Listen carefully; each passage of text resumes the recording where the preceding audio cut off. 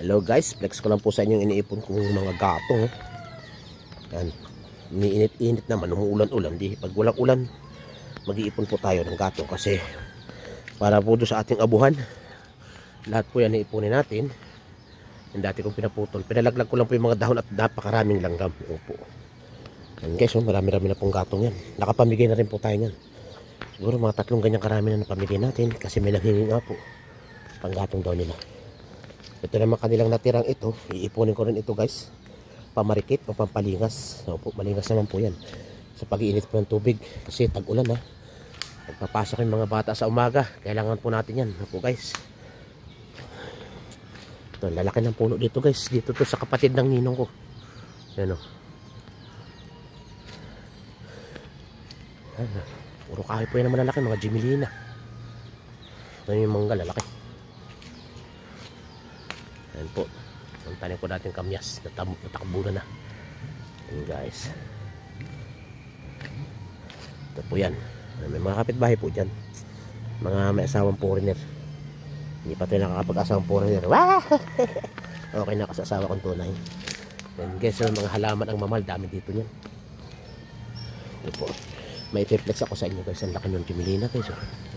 Parang virgin forest po. May ipiplex po ko sa inyo yung kinakain namin ng bata kami. Opo. Ito po ay yung puno ng tibig.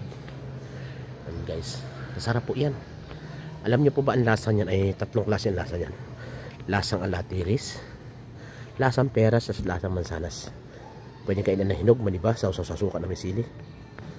At sa palanas naman po sa kabundukan pag kami nangangaso, kami mga tubig-tubig, may ugat po yan. Doon po naman tumutubo yung kanyang bunga.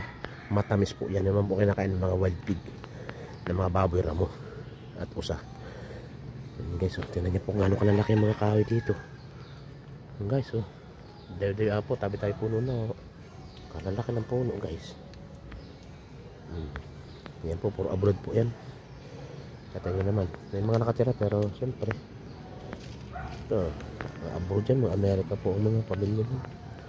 Ang sarap yan guys, try nyo po, masarap po yan. Yung sweet and sour niyan, yung maasim, ang sausawan, mapak na manamis-namis siya. Legit yan guys, sa mga may diabetic. Legit po yan. Opo. Maraming po salamat. Ayan po ang baba ng Barangay Barreto. Marami po salamat sa inyong lahat guys. I love you all guys, sa mga supporter, follower, sa mga nanonood, sa nagtatapos po ng ads, ng view. Maraming po salamat sa inyong lahat mga kaibigan. Sa inyong tulong kay Kuya George, maraming po salamat. Mag-iipon na naman po tayo ng kahoy. At ito nga po pala guys, ihabol ko pa.